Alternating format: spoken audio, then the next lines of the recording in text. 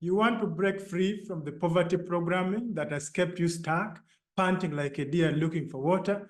I welcome you to this video.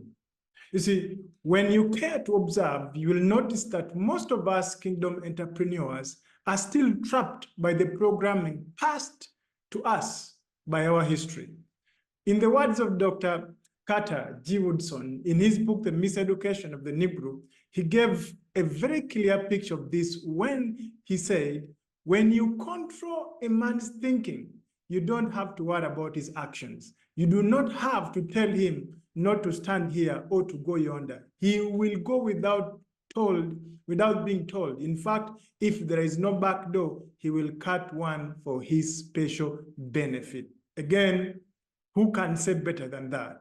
That once we've been programmed, the rest is an automation. The rest is obvious. And so this is what they did for us. They programmed what we downloaded in our hearts that is now automatically controlling us. The truth is, the history that created us is still with us. So if you want to enter the promised land with the Egyptian programming, it cannot work. There is no way you will go towards the promised land, entering to possess the promised land when thinking like a slave in Egypt. Dr. Miles Monroe, who's one of the fathers in this particular area, did great research in an attempt to help us break free from our past conditioning. When he wrote in his book, The Burden of Freedom, he said he observed that whether it was in Africa, South America, Asia, North America, the Caribbean, it was amazing to discover that all people are the same.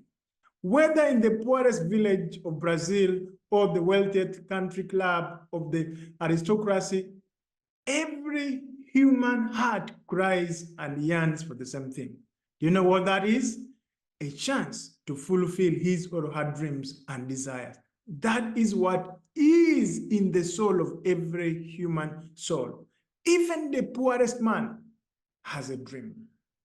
So all humans possess the same desire, and that desire is to be free to pursue their God-given vision and dreams in their heart.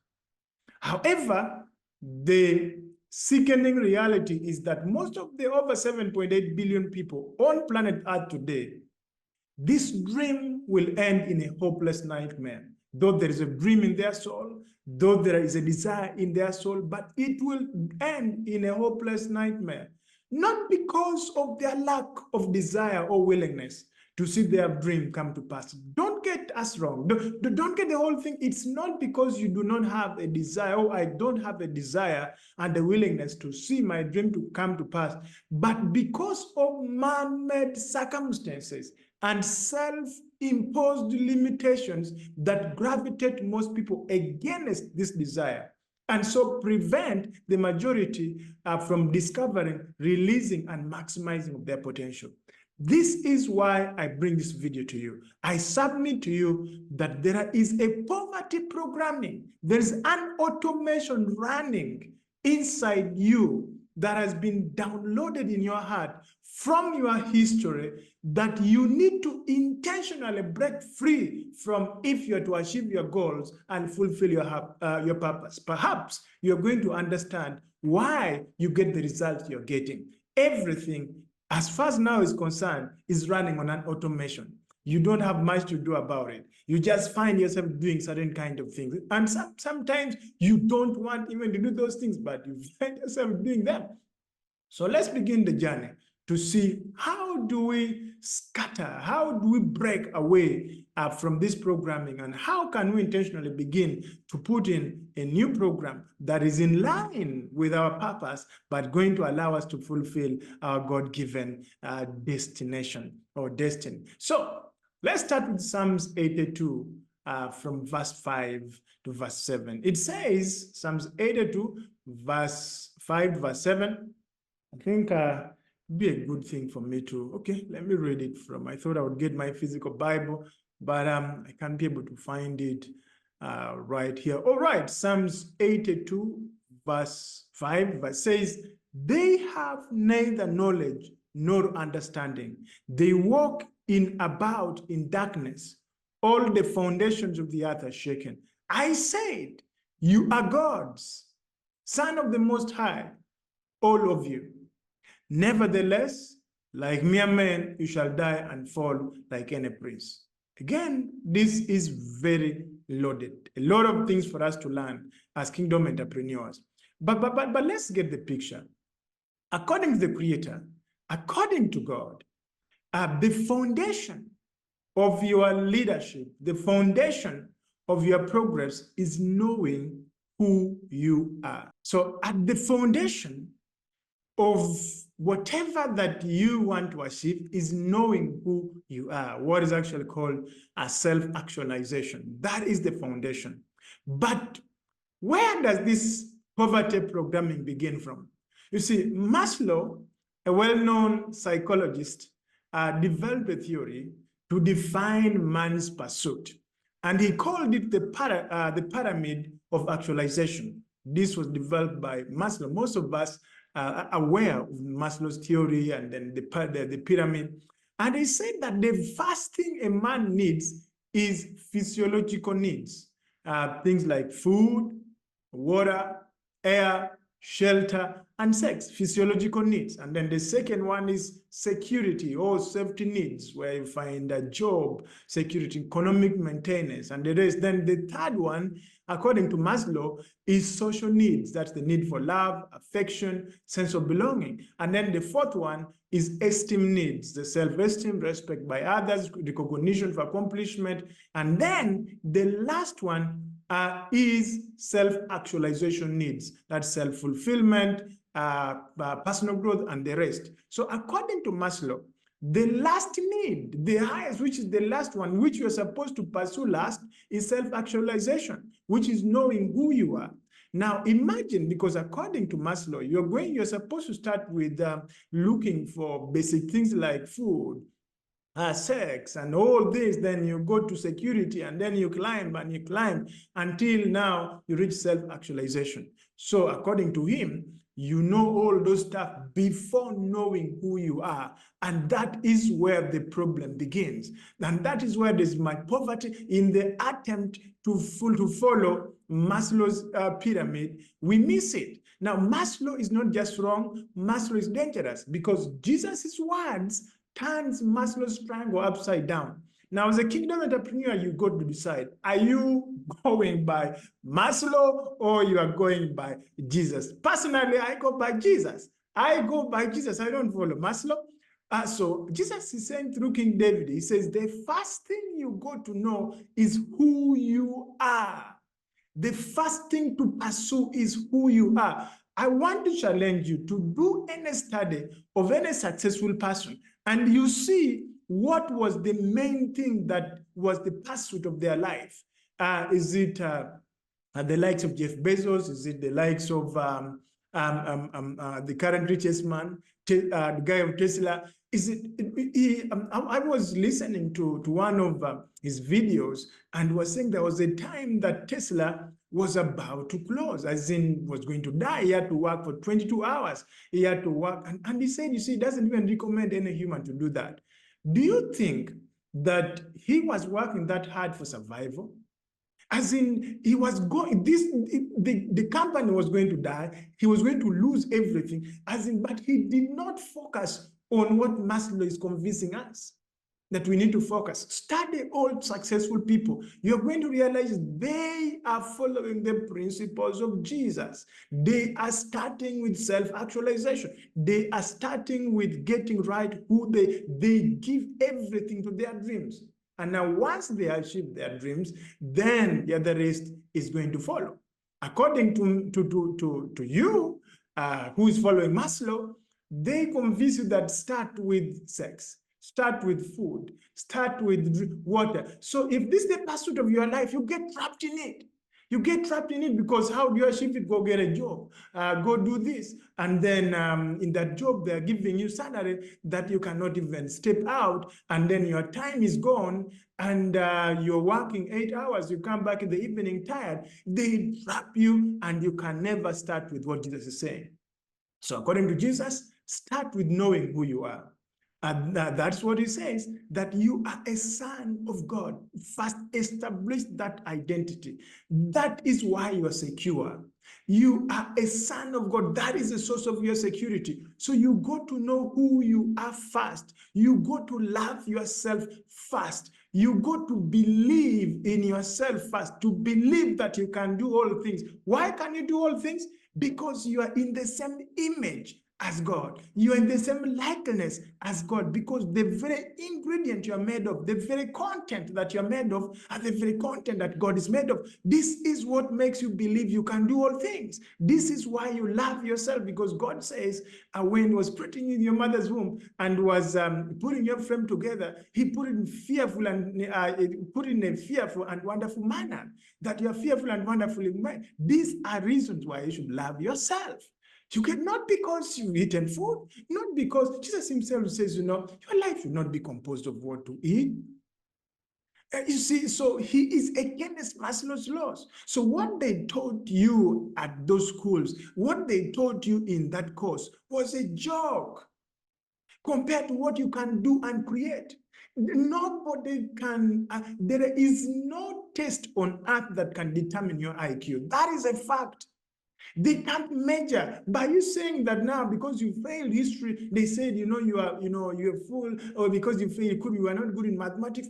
That does not determine your creativity. So don't buy into Maslow's theory just to survive. Take Jesus' theory to thrive. So don't just take Maslow's theory to compete, survive for the fittest, for food, you think there's scarcity. And no. Go with Jesus' theory of creating. Once you know who you are, and then you begin to create. So don't survive, right? Don't compete, create. Do something that they have never seen before in the whole world. I want to ask a personal question. I want you to think through this question. Do you really believe you are special? Yes or no? Do you believe you're special? Do you believe that you're awesome? Deep inside of you, do you really believe you're awesome? That there is no one like you? That your brain has 5 billion cells and they're all working right now?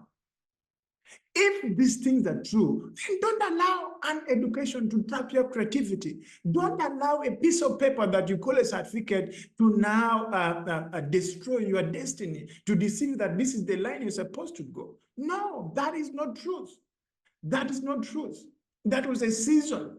That was a season. So I want us to, therefore, if these questions you're answering yes, I want us to conduct an accurate inventory and analyze, or the analysis of the content of your self-image, so that we can alter it for the best, so that can suit our purposes, and so that we can break free from this poverty mindset and programming that they have put inside of us. First, for us to understand this, let's start with Proverbs 23, verse 7. All of us know this. It says, "For as a man thinks in his heart, so is he." Now, don't ever quote that verse again, leaving or without putting the word heart. Don't just say, as a man thinks, so is he. No, because the most important part of the verse is the word heart. Is the word heart. As a man thinks, so is he. No, that's not what it says. It says, for as a man thinks in his heart, so is he. Why is that important? Because the heart, it has to do with the center of reasoning. The heart is where the programming took place from. It is the place where you have this meeting with yourself, where you talk to yourself. That's the heart. Most of us have always had a discussion with ourselves. You are alone, but you talk, and there is something talking back. That is your heart. That is your heart. So when you sit down and you say, you know what, I can do this. Oh, I cannot do this. Can I really do this? It is where you have a meeting with yourself, that part of you, that is called your heart. And that is where your belief system is hidden. That is where this programming has been set in. Paul calls it the hidden man. And then psychologists call it the subconscious mind. It is where that automation has been set. So it's like the hard drive. So like your phone has a hard drive on it. So it's not what's on the screen that is important. It's what is stored on the hard drive. That is the real thing. So what is this your heart? What is your heart? Because it's important for you to understand, because this is the tool. This is where your life is driven from. You see, your heart is a place where you keep all the ideas that you have collected all your life, especially the ones you believe. That is where you keep. If you believe something, you keep it there. That is where it is kept. So your self-image or your self-concept is stored in your heart. It is stored inside of your heart. So when you hear the word heart, especially in the Bible, or when the Bible talks about the word heart, don't point at your chest, point at your head. It is not in your chest, it is in your head. The heart is actually in your head, it's not in your chest. For example, when the Bible says, blessed are the pure in heart, don't point your chest, because most religious people go to their chest. You know, the pump in your body is not impure. It's doing its work very well, pumping blood day and night. Otherwise, you'll not be listening to me. So blessed are the pure in heart has got nothing to do with the pump in your chest. It has got everything to do with your mind. Are your thoughts pure? Are you thinking thoughts that support your dreams? Are you thinking thoughts that are in line with what God is saying according to your destiny? So when King Solomon said, as a man thinks in his heart, so is he. As a man thinks in his subconscious mind. In other words, it is what is in the subconscious mind. It is what has been downloaded in that software on that hard drive. That is the real thing. That is the you. That is the you. And this explains why we get the results that we explain. We get a need, because you cannot go beyond the heart. You cannot go beyond what you believe. You cannot outperform what you believe. So most of us, we've not been intentional since this was downloaded as we were growing up from our fathers. And that's why your father did not start a business. Your grandfather did not start a business. Your mother did not start a business. And maybe your mother could have started, but was just making something to survive, did not grow a company. So you were downloading, they were not intentional, they did not know. But you were downloading, you were collecting all these beliefs about life. Now, there's a very good example that a lot of people use it outside there, which is about the thermostat. That a thermostat is a component which senses the temperature of a physical system.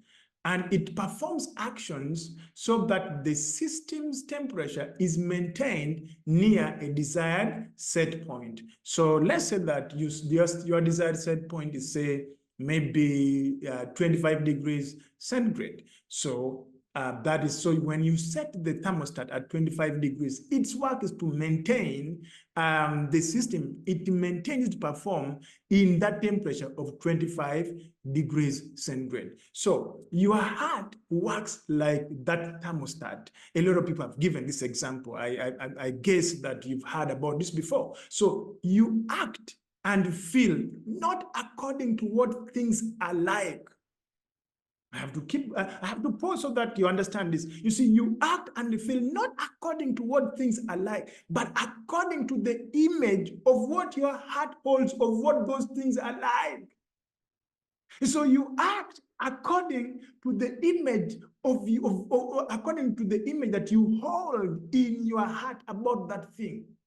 So nothing in your life has any meaning until you give it meaning. It is you who gives it meaning. It is you, and that meaning you derive it from your belief system. You derive it from your self-image. You derive it from your self-concept. That is how you bring about that meaning. And so, for you to understand what I'm trying to talk about, so you see, just like the thermostat, it has set this thing at 25. It also, you give meaning to everything based on your self-concept. So you can have the same situation, give it to 3 different people, and all of them are going to interpret it differently. All of them are going to interpret it differently. Why? Why will they interpret it differently? For example, failure for an entrepreneur is is interpreted differently by a successful entrepreneur than the entrepreneur who has never gotten his business to a place of success. They do interpret it differently. Failure in sales is also interpreted differently by a successful salesperson than the salesperson who has never made it. Now, to one, it is an objective data. It is an opportunity to maybe change their script, maybe adjust their body language. Maybe they don't, in general, they don't see it as something that makes them to give up. But to the other, they see it as a blow to their self-ego. They think that now they have failed, and it makes them hard. It makes it harder for them to get up and make the next pitch or to look for the next project because they are interpreting it that they have failed. You see, so you have a certain mental image about yourself. You have a certain mental image about the world. You have a certain mental image about people around you. The question I'm asking you is it an intentional mental image that is the result of your decision, or it is an automation from your past? You see, and because you behave as though those images were truth rather than the things that they represent.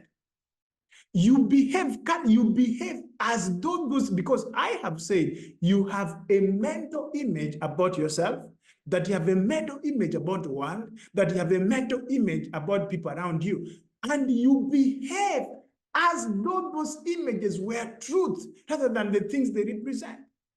So one of the best way to look at the people around you or the circumstances is just a mirror revealing to you who you are or who you are projecting outward. A lot of people find themselves in undesirable business circumstances, businesses keeping on failing, undesirable jobs, and they constantly repeat the cycle over and over and over and over again. Do you know why? One of the reasons why is because they have a low self-image, and they might not admit it. They might not fully even be aware of it, because that self-image was programmed in their earlier stages of life. When they were observing, they were downloading this thing, it was entering the inside of them. You see, that's why the Bible says, Romans, you renew your mind. You got to renew your mind. Now, mind is a subconscious mind. Your heart, you got to renew your mind. So until you go to work on it, they cannot uncover the truth. Most people cannot uncover how this is true because they have not been intentional about this. So the truth, as I said earlier, is that the history that created you is still with you. Yes, Egypt is still following you. You got to decide to build in a new attitude, a new set of belief system based on truth that you've discovered, not what the society said about you. So the truth of the matter is, or the fact of the matter is that even though you wear different clothes today, even though you drive a different car, you are still the same person. You are still, even when, yes, you got that PhD, you are still the same person. The thermostat is still set at the same point. You have not stepped out to change the thermostat, to raise the temperature of the thermostat, to decide and say, no, this is not my Lord. My Lord has to be different. So in this particular video, my attempt is to help you change this, because the Bible says, you shall know the truth, and the truth that you know will set you free. You shall know the truth, and the truth that you know will set you free. It is the truth you know that is responsible for setting you free. So you got to know certain things. So I want us to see if indeed, have we broken free from our poverty programming, or have we broken free from our history? Remember my earlier quote from Dr. Carter G. Woodson in his book, The Miseducation of the Negro. When he gave this clear picture, he says, when you control a man's thinking, his heart, that subconscious mind, you don't have to worry about his actions. Now, this is huge. That once you can reprogram the man's mind, you don't need to worry about his actions. In fact, one experiment was done with a dog, that they tied a dog to a leash, and then they put food just some few meters, some 20 centimeters away, but in a way that the dog could not reach it, even though it tried. The dog tried the first day, it failed. The second, it was too hungry. The dog threw itself so much, it failed. By the seventh day, the dog was nearly dying, but now the dog had given up on trying, because every time it could throw itself, it was feeling pain. And so it interpreted that food gives it pain. So it gave up to die. And it was so bad that even when they removed the chain from the dog had already been programmed subconsciously, and they had to carry the dog and put it on food. Even when they put it on food, the dog would not eat. Not because it was not hungry, but it associated food with pain. It is hard to say, and it is sad to say, that this is the reality of majority of us. We associate risking with pain. We associate because one time, yes, we grew up in poverty. There was lack. Why? Maybe ABC. And so we have all this garbage that we put inside of us that now, even though opportunity is brought to us, but we see opportunity as pain. We associate not having a job with suffering, and not freedom to go and pursue your dreams. I talk to you as someone who's never had a job in my life. Yes, after campus, I have never had a job.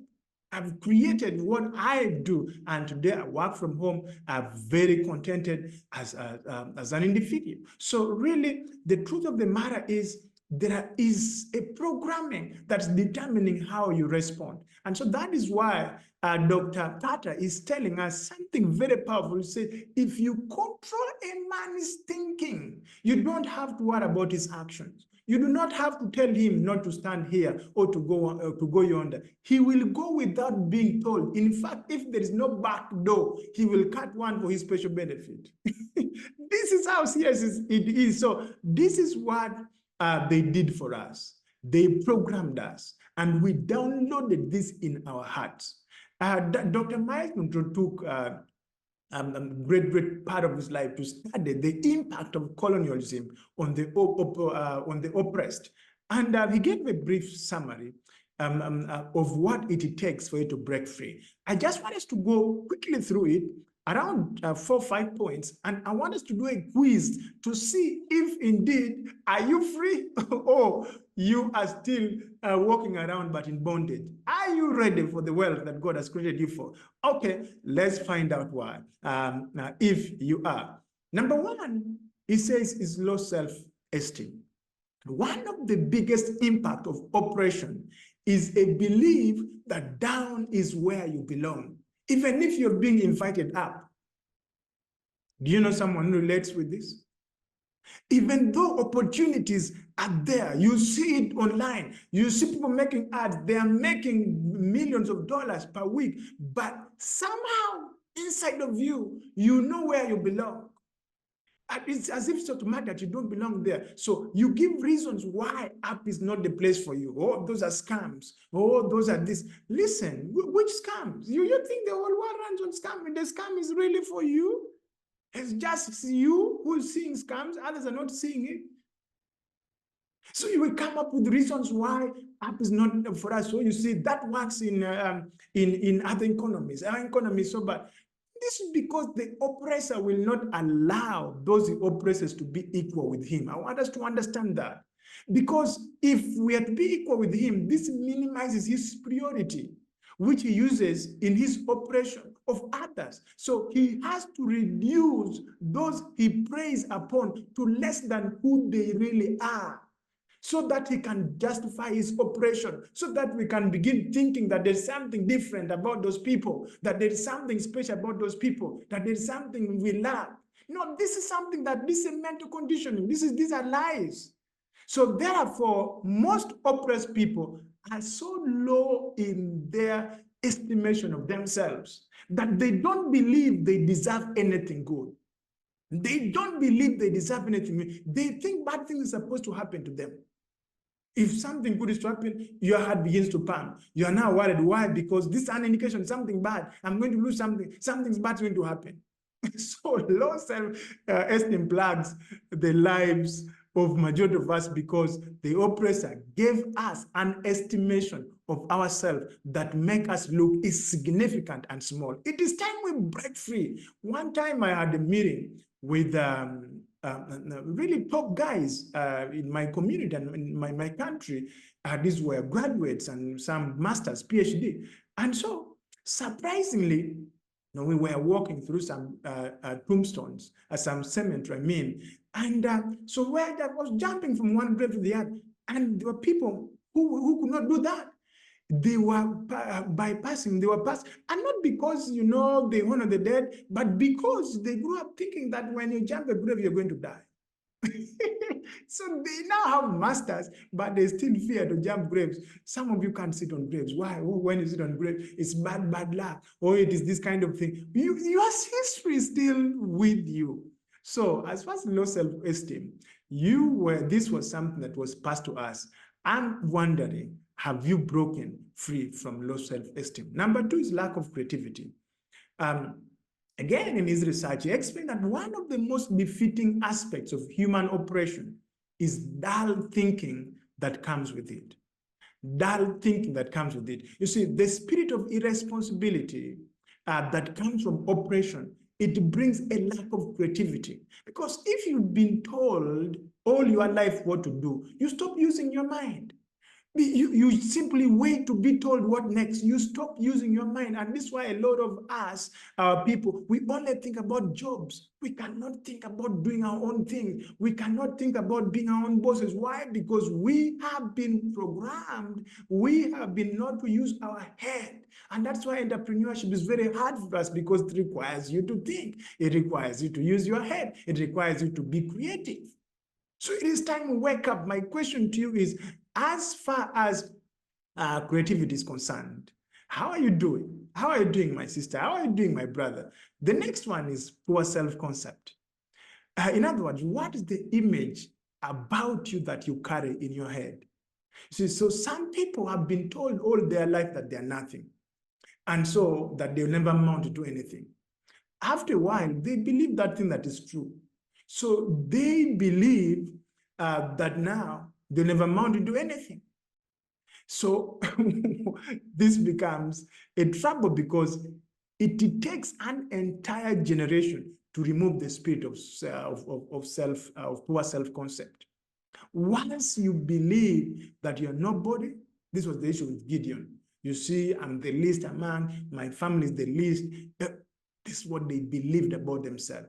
Again, this is why it's important for you to know who you are as a human, because we are all created in the image and likeness of God. All humans are different, not different, but they are all human, therefore inherently are the same in value. I want you to know that there is no one who is higher than you in value. We are all humans. All dogs are dogs. Whether you find what kind of dog, they are all dogs. All pigs are pigs. All these things are these things. All humans are human. Don't begin to think that you are lower than others, that there are others who are higher than you. We are all created in the image and likeness of God. We are all inherently of the same value. No one can make you a human. You see, you are born a human, therefore no one has the right to assign value to you or to devalue you. Human value is not dependent upon what others think about you. Human value is inherent on who you are because of our creation by God. That is why you are special. That's why you're valuable. It's not because of the degree that you hold. It's not because of the kind of place you live in. It's not because of the kind of parents you had. It's not because of the color of your skin. It is because you're a human. If you're a human, you're a human. And so you are valuable because you're a human. And there's no other human being who, when we strip off those external things, they are in their nakedness, they are humans. Why do you think another human is better than you? Because you speak English and I don't? Because you speak French and I don't? Who cares? But I also have a language I communicate in. I have a brain with 5 billion cells that is active and is working. I'm a human. So this is just to say we need to break off from this poor self-concept. And then number 4 is fear. And this is a big one. You see, when people are oppressed, they are full of fear. They are fearful because everything they see is painful to them. Everything that happens to them is viewed as a power play to force them into doing something that they don't want. In other words, when you see the master doing something, you don't know. You don't know his motive, but you have to approach it with fear, because if it is good on the front end, there is trouble in the back end.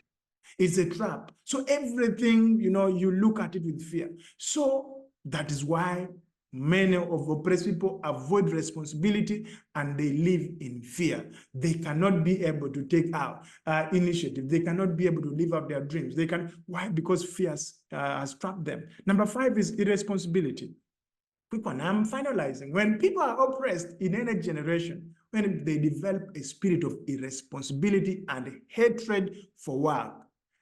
Listen, don't hate work. Love work. Develop a passion for what you do. Develop an obsession for what you do. Do it the way Jesus did it. He said, my food, said Jesus, is to do the will of him who sent me and to finish his work. My food is to do the will of him who sent me and to finish his work. My food, that was Jesus' food. So when your work becomes as important as 3 meals a day, then you're becoming your true self. When they have to pull you away from your work to eat, you are becoming close to the spirit of responsibility. But if you can't wait to go for lunchtime, you still have the slave spirit. You still have the poverty trap. If you start to work at 9 a.m. and you cannot wait to take a tea break, you see, you're not yet yourself.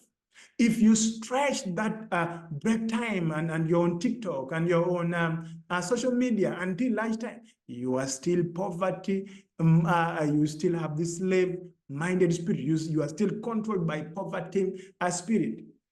Number 6 is lack of initiative.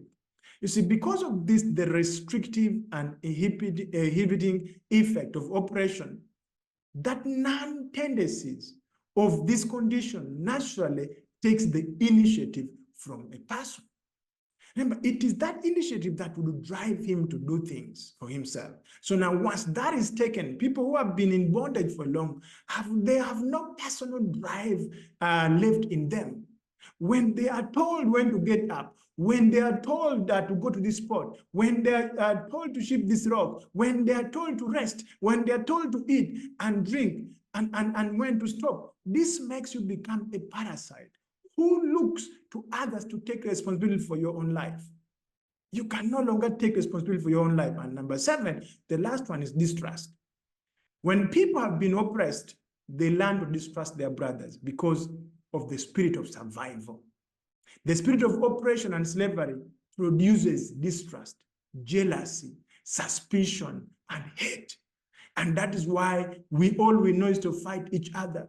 We don't trust one another, especially when one starts to move ahead, then others begin to work to put them down. We cannot partner with one another because why would I partner with you? Why? If you are 2 steps ahead, then you think you've already reached. You don't need others. Or if you are down and others, you think, oh, I'm down. Those people are up. They know it all. Me, I'm nothing. That's the reason why you cannot partner with others. And yet there's no self-made millionaires. You need a team. You need to be able to build a team and partner with other people who are playing better than you so that you can go ahead. But how are you going to achieve this if you still have the spirit of mistrust and distrust? So let's do this quiz. I want us to do in a scale where 5, from 5 to 0. 5 is very good. 4 is good. 3 is okay. 2 is not so good, 1 is poor, and then 0 is very poor. So that's the scale we have. 5 is very good, 4 is good, 3 is okay, 2 is not so good, 1 is poor, 0 is very poor. Now I want us to grade yourself. Self-esteem, what do you give yourself? From between 5 to 0, what do you give yourself as far as self-esteem is concerned? How about self-worth? How would you grade yourself? How about initiative? How about creativity? How about fear? Are you still, now this, you're not going to show this anymore. This is your own work. This is just to see that, am I done with poverty, or this thing is this mentality, this program is still trapped in me? How about distrust? How would you scale yourself? How about irresponsibility? Now I want you to have a total. After giving yourself those different gradings, I want you to total. Now, if you get the total between 33 and 35, that is good. That's there, you're off. There, you're good. You're broken free. But if you get anything below 30, if you get below 30, there's still work. Because what do this result tell you about your own self-image? Yes, if you get below 30, you need help. You need to begin to reprogram your subconscious mind. You need to reprogram your heart by using your creative imagination. Because you think in pictures, begin to plug and listen to messages. Soak yourself in books until it changes the images. At least when you start dreaming at night that you're in some high-end places and doing some important things, some important people, there's some hope. But until then, please soak yourself in these realities. Find videos, listen. It's not time for television yet. That's not the moment to waste time with football yet. No, work on yourself. First, change your histories, change your programming. Then, when things are automatic, you've already changed, then go out and be able to live in all this pleasure and all these things that you can give yourself. So I hope you found this powerful. Have you broken free? That quiz, if you take it and do it, it's going to determine, it's going to speak for itself, and you'll know what to do. Thank you, and I will see you in the next video.